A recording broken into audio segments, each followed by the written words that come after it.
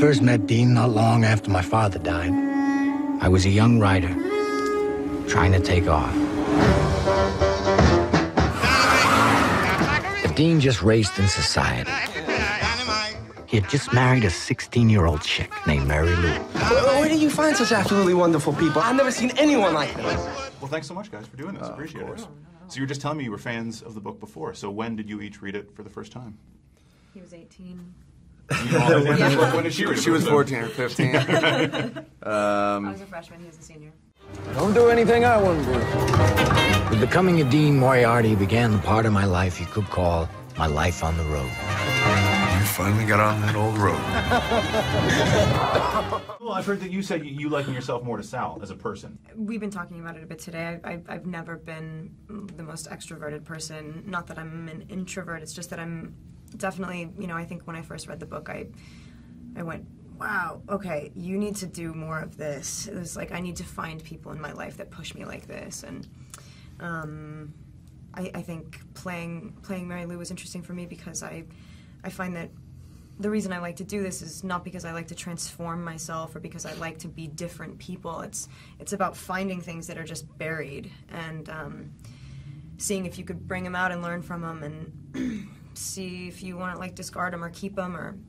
And I think that this was so a stretch for me. Everything that I've dealt with up until now pretty much has been more apparent to me. Like roles that I've taken have just been so instantly, I identify instantly with them. I identified instantly with the book, not with her necessarily. With her, it was like she was vivid and fun and crazy and wild, and I would want to be her friend. But so it was interesting to play the part and find out who the real person was behind the character, because you don't really know what's going on with her in her heart and her mind all the time in the book, and to know why she was the way she was really interesting and really necessary.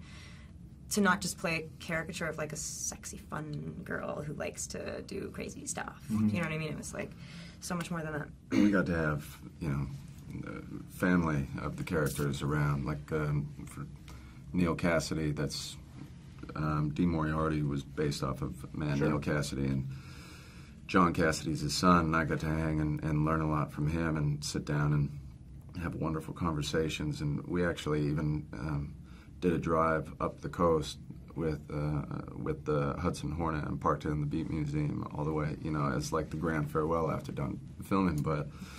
And she got to spend so much time with Luann's daughter, which was really amazing.